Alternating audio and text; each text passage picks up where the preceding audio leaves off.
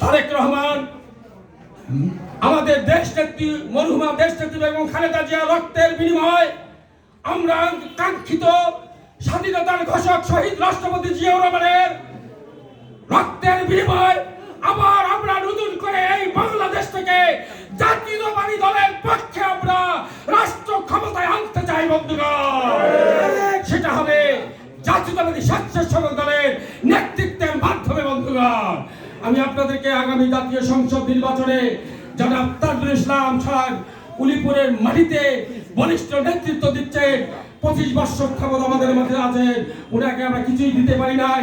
আমরা শুধু আগামী জাতীয় সংসদ নির্বাচনে আমরা গভীর রাতে হলেও ফুলের মালা দিয়ে তাকে বাংলাদেশ জাতীয়তাবাদী দল, স্বেচ্ছাসেবক দল, ছাত্র দল সবাই মিলে ফুলের মালা দিয়ে বরণ করতে পারি এসব প্রত্যাশা ব্যক্ত রেখে আপনাদের সকলের আগামী 12 তারিখ পর্যন্ত আল্লাহ পাক যেন সুস্থ রাখে, নেক হায়াত দারাজ করে এই আশা প্রত্যাশা রেখে আপনাদেরকে আমি বক্তব্য শেষ করলাম। খোদা হাফেজ। বাংলাদেশ জিন্দাবাদ।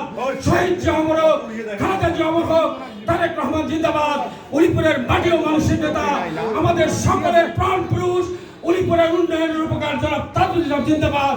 সকলকে ধন্যবাদ। আসসালামু আলাইকুম।